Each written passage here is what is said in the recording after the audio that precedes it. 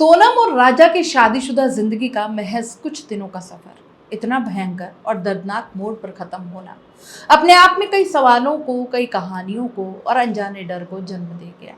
हर जगह आप ये चर्चा सुन रहे होंगे कि भैया अब शादी से डर लगने लगा है, पता नहीं क्या हो जाए। अपनी पिछले वीडियोस में आपको मैंने हर अपडेट देने की कोशिश की है। इस दौरान तबीयत खराब होने की वजह से आपके सामने नहीं आ पाई, लेकिन कोशिश ज़रूर हुई कि चैनल से आपको हर चीज़ बताई जाए। लेकिन आपको ये भी मानना पड़ेगा कि पिछले वीडियोस में मेरी कही बातों में काफ़ी कुछ सच्चाई निकल करके आई और जो जो डाउट्स हमने रखे थे वो सब कुछ सही निकले। दोस्तों, अब कुछ नई बातें फिर से सामने आई हैं जिसे आपसे शेयर करना ज़रूरी लगा। क्या राजा और सोनम का वैवाहिक जीवन शुरू भी हो पाया था? क्यों उसका कमरा आज भी उसी तरीके से सजा हुआ है?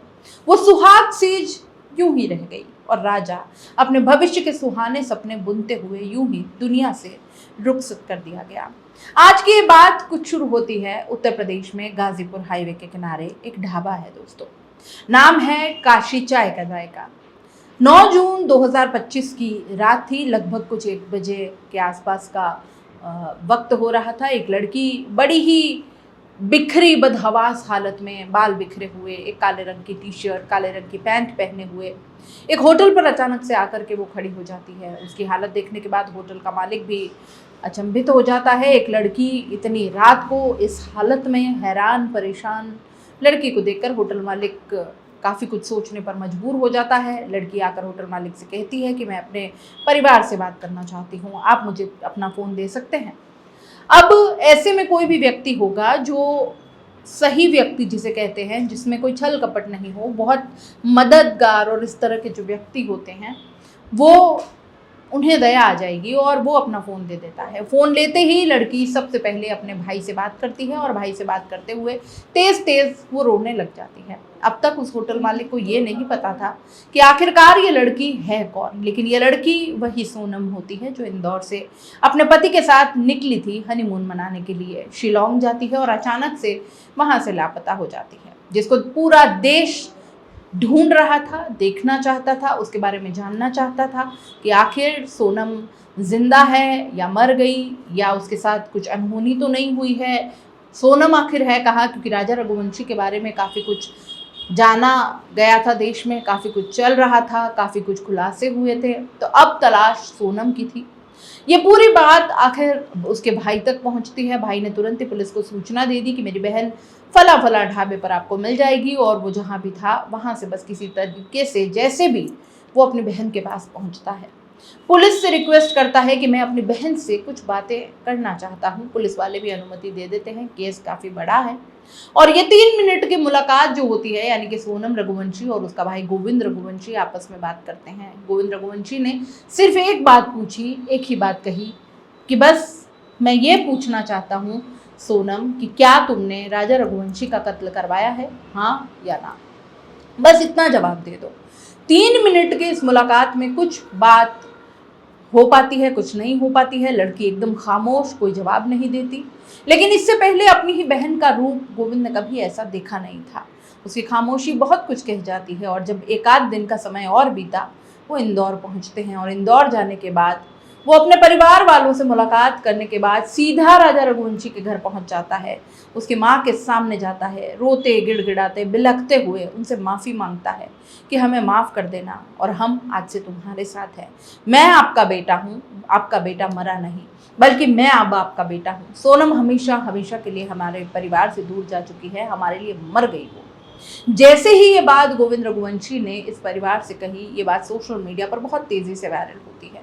सोशल मीडिया का, यहाँ पर सोशल मीडिया कहें या मीडिया, नेशनल चैनल्स कहें, यहाँ पर राजा रघुवंशी के घर पर जमघट लगा हुआ था। आखिरकार ऐसी क्या बात थी कि गोविंद रघुवंशी अपनी बहन के बारे में सब कुछ जान चुका था कि इसने ही कत्ल कराया है? ऐसी क्या बात थी कि राजा रघुवंशी के परिवार से जाकर वो मुलाकात करता है, इतनी हिम्मत भी जुटा पाता है?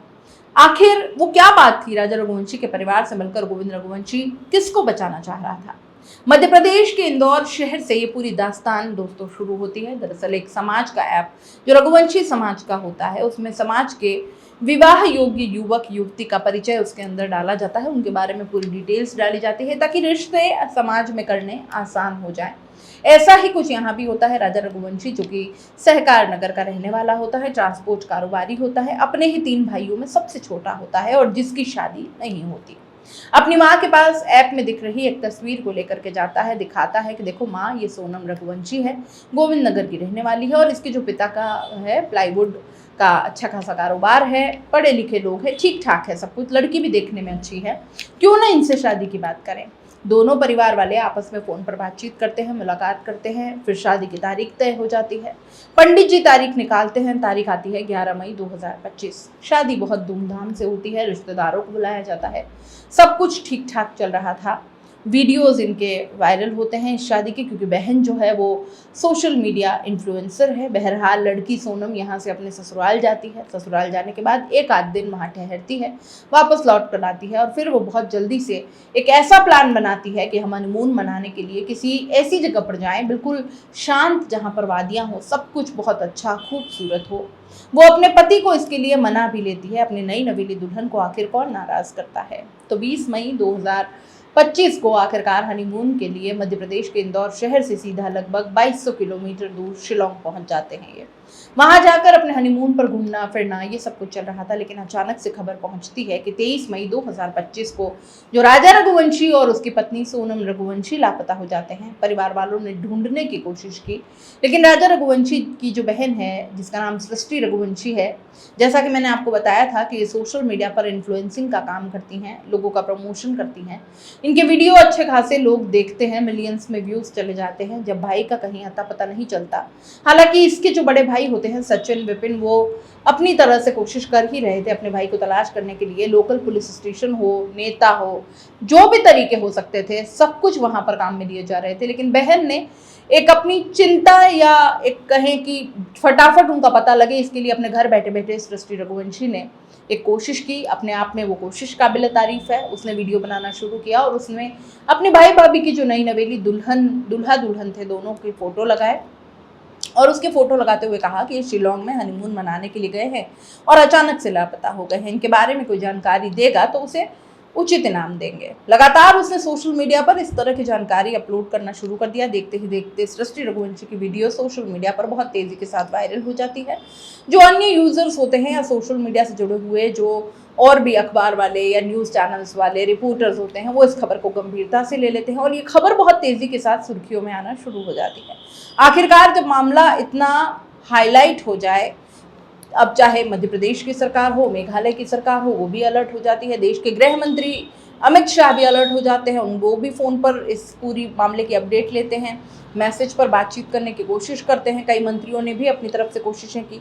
अब मेघालय की सरकार ने इस मामले में तत्परता दिखाना शुरू कर दिया था। इसके लिए उन्होंने 120 काबिल ऑफिसरों की एक टीम गठित की और जो चाहे वो पर्वतारोही हों, चाहे वो लोकल पुलिस स्टेशन वाले हों, चाहे उनके लोकल के सोर्सेज वाले हों, बड़ी संख्या में ढूंढना किसी भी तरीके से शुरू करते हैं इस कपल को, जो कपल अचानक से गायब हो जाता है। 23 मई 2025 की दोपहर अंतिम बातचीत जो सास ने बहू से की थी, वो बातचीत हो रही थी। उसके बाद में कुछ अता पता इनका नहीं चलता, फ़ोन इनके बंद हो जाते हैं। कई दिन बीत जाने के बाद आखिरकार 2 जून को मेघालय के पूर्वी हिल्स में उनकी बॉडी मिल जाती है, राजा रघुवंशी की। और बॉडी जैसे ही मिलती है तो उसके बाद फिर से हड़कंप मच जाता है और पूरे देश भर में इस बात को लेकर चर्चा शुरू हो जाती है, क्योंकि सोनम रघुवंशी को भी लगातार तलाश करने की कोशिश की जा रही थी। सोनम वहां से लापता थी। अब यहाँ टेक्निकल जो साक्ष्य थे, कुछ जानकारियां थी, किस तरह से मोबाइल यहाँ पर कौन कौन से इस्तेमाल हो रहे थे। मेघालय की पुलिस अपने तरीके से सारी जांच पड़ताल कर रही थी, बातचीत कर रही थी, कोशिश कर रही थी कि जितनी जल्दी हो सके। लड़के का पता चल चुका है, वैसे ही लड़की का भी पता चल जाए, क्योंकि एक तरीके से वहाँ के मेघालय के शिलोंग के टूरिज्म पर इसका बहुत बुरा असर पड़ रहा था। एक तरफ ये खबर पहुंच जाती है 8-9 जून 2025 को गाजीपुर के एक ढाबे पर सोनम रघुवंशी आखिरकार मिल जाती है। वो अपने भाई से बात करती है और यही बात पुलिस तक पहुंच जाती है। पुलिस आखिरकार गाजीपुर की इस लड़की को वहाँ वन स्टॉप सेंटर में वहाँ पर लेकर जाती है और वो मेघालय पुलिस को सूचना दे दी जाती है। साथ ही इंदौर पुलिस को भी सूचना दे दी जाती है। अब मेघालय की पुलिस ने जो SIT का गठन किया था, उसने अलग अलग कई टीमें गठित की। कई टीमें अलग अलग क्षेत्र में काम कर रही थी और इसी बीच में टेक्निकल साक्ष्य के आधार पर राज कुशवाहा का नाम सामने आता है, क्योंकि पुलिस अपनी तरीके से पता लगाती है और कई सारी चीज़ें वहाँ पर सामने आ जाती हैं। साथ ही नाम आता है राज कुशवाहा के साथ विशाल चौहान, आकाश राजपूत, आनंद कोरमी, इन सब का नाम आता है। एक ही रात में लड़की भी बरामद होती है और साथ ही इनमें कुछ सस्पेक्टेड थे वो भी पुलिस के हत्थे चढ़ जाते हैं। पुलिस अपना काम पूरी तन्मयता से शुरू कर देती है, इंदौर पुलिस भी और दूसरी पुलिस भी। अब मीडिया में जब ये रिपोर्ट आना शुरू हो जाती है तो पता चलता है कि 11 तारीख को इस लड़की की शादी होती है, यानी कि सोनम रघुवंशी की राजा रघुवंशी से शादी होती है। बारात ये वापस लौट कर आती है। बात ये अब दबी जुबान से सामने आ रही है कि सुहाग रात मनाने को लेकर भी उसने एक बहाना बनाना सा शुरू कर दिया था। बहाना भी उसका ऐसा सटीक था और एक अजीब तरीके का व्यवहार था। अब ये बात राजा कैसे किसी से कह पाता? राजा ने अपनी माँ से भी हल्के हल्के थोड़ा थोड़ा कुछ उसे बताया था, हिंट कुछ दी थी। तो राजा की माँ ने राजा से कहा था कि बेटा वो लड़की अपने घर परिवार सबको छोड़ करके साथ आई है, पूरी जिंदगी तुम्हारे साथ रहने वाली है, इसलिए उसको फिलहाल ऐसे व्यवहार पर बिल्कुल परेशान होने की जरूरत नहीं है। सब कुछ धीरे धीरे नॉर्मल हो जाएगा, सब कुछ ठीक हो जाएगा। और ऐसे ही दिन गुजरते चले गए। ऐसा बताया जा रहा है कि इन दोनों के बीच में वैवाहिक संबंध बन ही नहीं पाते। राजा रघुवंशी के शिलोंग जाने के पहले का एक वीडियो भी सामने आया है जो राजा के घर का है, जहां वो स्विमिंग पूल में परिवार के साथ एंजॉय कर रहा है। वीडियो राजा के घर का आखिरी वीडियो बताया जाता है। घर की दूसरी मंजिल पर राजा का बेडरूम है जो शादी के बाद से आज भी वैसे ही सजा हुआ है। दीवारों पर लाल रंग के गुब्बारे और रिबन लगे हैं। बेड के पीछे की दीवार पर आई लव यू लिखा है। आसपास दिल के शेप के गुब्बारे लगे हैं। राजा के भाई सचिन रघुवंशी, कजन उनका सुनील रघुवंशी बताते हैं कि राजा शिलोंग जाने के 2 दिन पहले यानी 18 मई को घर पर था। उसने घर में बने स्विमिंग पूल में परिवार के सदस्यों के साथ मस्ती की, काफ़ी खुश था वो। पूल में परिवार के बच्चे भी थे। सुनील ने यह भी बताया कि मैं राजा का वीडियो बना रहा था, लेकिन पता नहीं था कि ये उसका इस घर में आखिरी वीडियो हो जाएगा। काफ़ी देर तक पूल में उन लोगों ने मस्ती की। इसके अगले दिन 19 मई को राजा और सोनम उज्जैन गए। वहां से लौटने के बाद 20 मई की सुबह राजा शिलोंग के लिए निकल गया और उससे पहले ये लड़की अपने मायके चली जाती है। यहीं पर सबसे पहले जाकर इसका एक प्रेमी है जो इसी के पिता की प्लाईवुड कंपनी में काम करता है, नाम राज कुशवाहा होता है, और उसके पास जाती है। उसे अपनी पूरी कहानी बताती है क्योंकि ये लड़की मांगलिक है। हिंदू धर्म के अंदर जो मांगलिक होते हैं उनकी शादी मांगलिक से ही हो सकती है। और राज कुशवाहा राजा जो रघुवंशी होता है वो मांगलिक था और सोनम रघुवंशी मांगलिक थी। इसलिए प्लानिंग ये होती है क्योंकि पिता के दबाव में आकर कहीं ना कहीं ये शादी तो करनी ही पड़ती है उसे। शादी हो जाती है, लेकिन अब जब वो मायके जाती है शादी के बाद तो राज कुशवाहा से मुलाकात करती है और राज कुशवाहा ने अपने 2-3 साथियों से इसकी मुलाकात करवाई, जान पहचान करवाई, जिनमें विशाल, आकाश, आनंद, इनसे मुलाकात करवाती है। और यहाँ पर एक सटीक फूल प्रूफ प्लानिंग की जाती है कैसे राजा रघुवंशी को रास्ते से हटाया जाए, इसके लिए प्लानिंग की जाती है। बाकायदा यहाँ से अब एक जगह चुनी जाती है मेघालय के शिलोंग को, और शिलोंग की वादियों में हनीमून मनाने का एक प्रोग्राम बनाया जाता है। वो अपने पति के साथ वहाँ पर जाएगी लेकिन अभी तक पति के साथ वो वैवाहिक संबंधों में, बंधनों में पूरी तरीके से बंधी नहीं थी। जैसे एक पति पत्नी का एक रिश्ता होता है वैसा इनके बीच कुछ नहीं था। यहाँ उसके साथ एक अजीब तरह का व्यवहार भी हो रहा था, लेकिन वो सारी बातें किसी को राजा रघुवंशी बता भी नहीं पा रहा था। धीरे धीरे वो वक्त आगे बढ़ रहा था। अब उसे पता चलता है कि शिलोंग में जाना है हनीमून मनाने के लिए, तो यहाँ तैयारी की जाती है। जबकि उसका प्लान था, वो अपने पिता से हमेशा कहता था राजा रघुवंशी कि वो थाईलैंड जाना चाहता था। सब इसमें राजी भी थे कि चलो तुम जाना चाहते हो तो थाईलैंड जा सकते हो, कोई दिक्कत नहीं है, पैसे की कोई कमी थी नहीं है सच।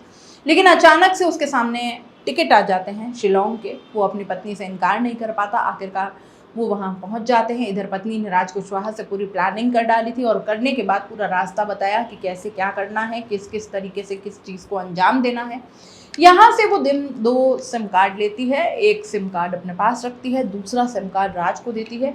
और ये विशाल, आकाश, आनंद और राज कुशवाहा इनकी ट्रेन की टिकट बुक करवाए जाते हैं। लेकिन राज कुशवाहा एन वक्त पर ये कहकर इनकार कर देता है कि मैं वहाँ नहीं जाऊँगा, अगर मैं जाऊँगा तो पकड़ा जाऊँगा। इसलिए अपने ही दोस्तों विशाल, आनंद और आकाश को टिकट और सिम था वो दे देता है। ये ट्रेन से वहाँ पहुँचते हैं। राजा और सोनम हवाई जहाज़ से पहुँचते हैं। अब यहाँ जो बातचीत चल रही थी, उसने कहा कि माँ कामाख्या देवी के दर्शन करेंगे, उसके बाद एक वैवाहिक बंधन में हम लोग बंध जाएंगे, यानी कि सुहाग रात भी तभी मन पाएगी जब हम वहाँ दर्शन कर लेंगे। माँ कामाख्या देवी के दर्शन हो जाते हैं। बताया जाता है कि तब भी शायद एक दूसरे से इनका मिलन नहीं हो पाता। और यहाँ से 23 मई 2025 को ये कोरसा इलाके में जाते हैं और ये प्लानिंग करते हैं कि वहाँ पर सेल्फी वगैरह लेंगे और वहीं पर अपना घूमना फिरना होगा ये सब चीज़ें। जबकि जहाँ जहाँ ये जा रहे थे वहाँ की कोई भी फोटो ये ले रहे थे, लेकिन वहाँ पर इन्होंने कहीं पर भी पोस्ट नहीं की थी, कोई सोशल मीडिया पर अपलोड नहीं हुई थी, कोई अपडेट नहीं दे रहे थे। परिवार वालों से बातचीत कर तो रहे थे लेकिन उतनी नहीं। अब ये प्लान बनाते हैं कत्ल का। प्लान ए जो होता है 22 मई को जब जाएंगे किसी पहाड़ी पर, तीनों ही साथी विशाल, आकाश, आनंद मिल जाएंगे और मौका पाते ही इसको चोट पहुंचाएंगे, जिस तरीके से चाहे वो धक्का दे दें या उसको मारे या कुछ भी करें।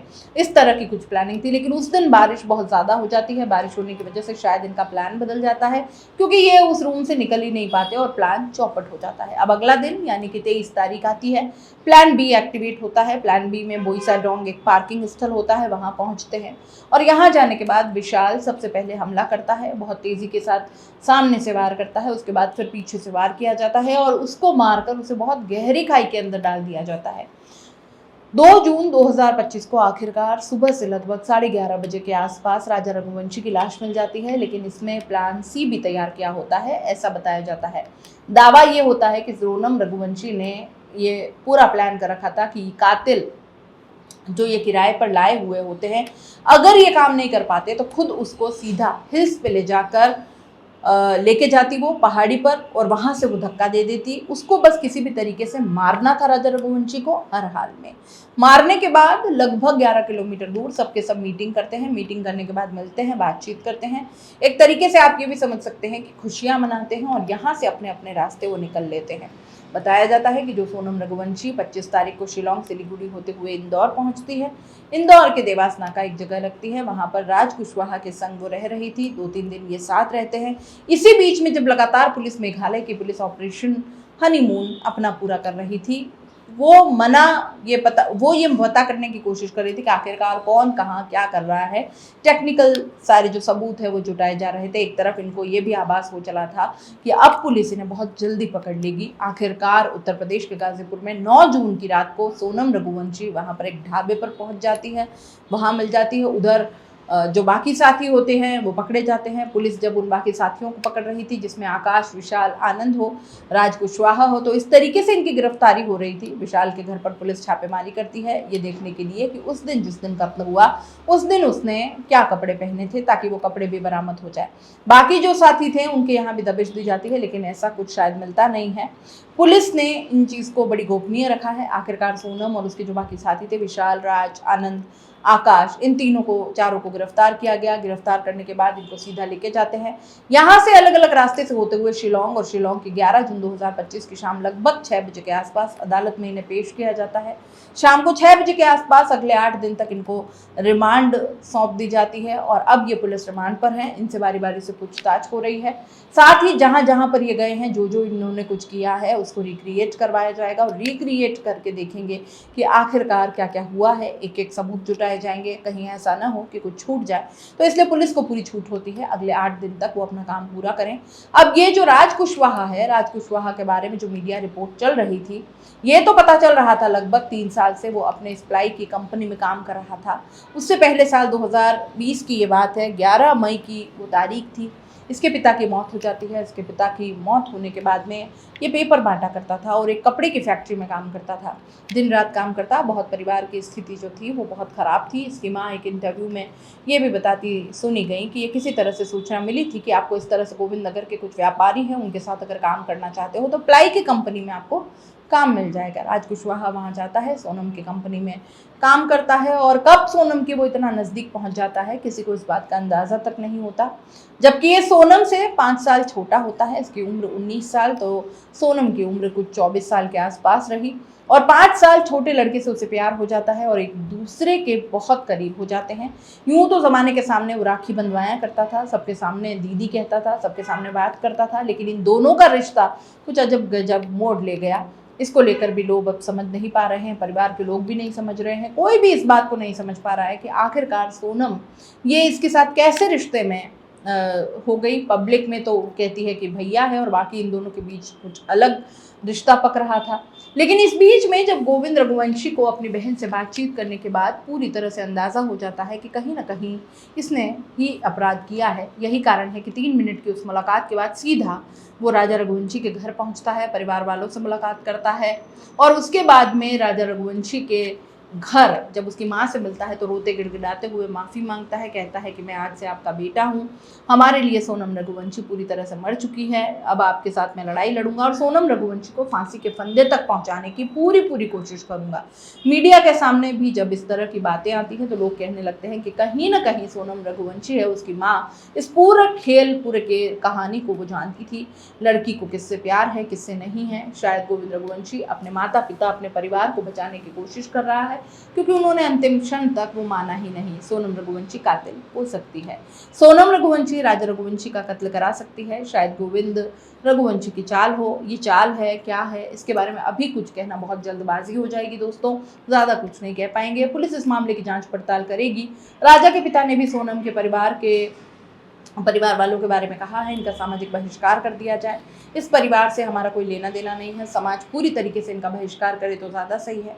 इस तरह की वो अपील करते दिखाई देते हैं। ऐसे में गोविंद जाकर अपने परिवार की जो इमेज थी उसे डैमेज कंट्रोल करने के लिए सीधा वहाँ जाकर माफ़ी तलाफी करता है। अब आगे क्या होता है क्या नहीं ये तो हम आप तक पहुंचाएंगे, लेकिन फिलहाल सृष्टि रघुवंशी जो राजा की बहन होती है उसके रोते हुए वीडियो सोशल मीडिया पर वायरल हो जाता है। वो बताती है कि अगर उसने भाई के लिए वीडियो नहीं बनाया होता तो शायद ये मामला इतना ज़्यादा हाईलाइट नहीं होता, इतने ज़्यादा लोगों तक नहीं पहुँच बनाता, घर घर नहीं पहुँचता, हर मोबाइल तक नहीं पहुँचता और फिर हर जगह देश के कोने में जाकर इसी घटना की जो सोनम रघुवंशी और राजा रघुवंशी के बारे में बात चल रही है इसके लिए सृष्टि रघुवंशी ही है जिसने इस मामले को इतना हाईलाइट करवाया। लेकिन इस बीच में भाई की हत्या से पहले और बाद में सृष्टि रघुवंशी को खूब ट्रोल किया गया। लोगों को लगता है जैसे कि अब वो अपने व्यूज़ बढ़ाने, नंबर बढ़ाने, अपनी पहचान, व्यूज़, फॉलोअर्स वगैरह बढ़ाने के लिए ये सब कुछ कर रही है। अपने भाई की मौत हो चुकी है, वो लगातार वीडियो अपलोड कर रही है, लोगों ने उसे काफ़ी ट्रोल करना शुरू कर दिया। ट्रोल कुछ इस कदर करते हैं कि वो सामने आती है रोते हुए, गिड़गिड़ाते हुए, पूरी कहानी अपनी बयां करती है। आखिरकार इसी बीच में मेघालय के जो पूर्वी हिल्स के एडिशनल एसपी होते हैं उन्होंने भी मीडिया के सामने एक प्रेस कॉन्फ्रेंस कर दी। प्रेस कॉन्फ्रेंस करने के बाद उन्होंने कहा कि अभी जितने भी हमने सस्पेक्टेड पकड़े हैं उसके पास पर्याप्त सबूत है हमारे पास उनको दोषी ठहराने के लिए, लेकिन अभी किसी के बारे में कुछ नहीं कहेंगे। मीडिया में तमाम तरह की अनाप शनाप बातें दोस्तों चल रही हैं, सब कुछ अपनी मर्जी से बताया जा रहा है, इसलिए कुछ भी अगर कोई कहानी कोई आपके सामने आती भी है कुछ भी तो इस पर एकदम से भरोसा मत कर लीजिए। कम से कम पुलिस से तस्दीक करने के बाद में जो कहानी जो बातें आपके सामने आती हैं उन पर भरोसा करिए। जांच पड़ताल कर कर आपको सारी बातों को बताना चाहिए, छोटी छोटी बातों को इतना तूल देकर पेश किया जा रहा है। अभी 8 दिन तक इन पांचों की रिमांड होगी। 4 जो राज कुशवाहा के दोस्त हैं, सोनम रघुवंशी है, जांच पड़ताल करने के बाद पुलिस किसी ठोस नतीजे पर पहुंचेगी, तब कहीं जाकर पूरे हत्याकांड की कहानी लोगों के सामने आएगी। मेघालय पुलिस आज इंदौर के ट्रांसपोर्ट कारोबारी राजा रघुवंशी मर्डर केस के आरोपियों का आमना सामना भी करवा सकती है, सीन रिक्रिएट भी करवाया जा सकता है। पुलिस को होम स्टे में छूटे सोनम के सूटकेस से मंगलसूत्र और अंगूठी मिले हैं, ये महत्वपूर्ण सुराग है, इस केस को सुलझाने में मदद मिलेगी। मंत्री अलेक्जेंडर लालूहेक बोले कि कम समय में मेघालय पुलिस ने जो सफलता हासिल की है वो काबिल तारीफ है। उधर आरोपी राज कुशवाहा की बहन ने कहा कि मेरा भाई मेघालय पुलिस को सच ही बताएगा, सोनम खुद को बचाने के लिए कुछ भी बोल रही है, जबकि मां ने कहा कि राज तो राजा को जानता भी नहीं था, राज को ये सब करके क्या मिलेगा। इस कहानी के बहुत सारे एंड्स हैं दोस्तों, हर एक एंड से एक नई कहानी निकलती है, कुछ नया सस्पेक्ट सामने आ जाता है। पुलिस हालांकि हर पहलू को लेकर के तफ्तीश कर रही है, पुलिस पूरा एक खुलासा आपके सामने रखेगी, हर तरह से हर एक पॉइंट को पूरी अच्छी तरीके से जांच परख के पूरी कहानी, इस पूरे केस में जो कुछ आपके सामने जो कुछ नई अपडेट्स आती जाएंगी वो मैं आप तक ज़रूर लाऊंगी। तब तक चैनल को लाइक, शेयर और सब्सक्राइब ज़रूर कर लीजिए, क्योंकि यहीं आपको पूरी वास्तविकता से भरी सारी कहानी, सारी घटनाएं की जानकारी मिलेगी। नमस्कार।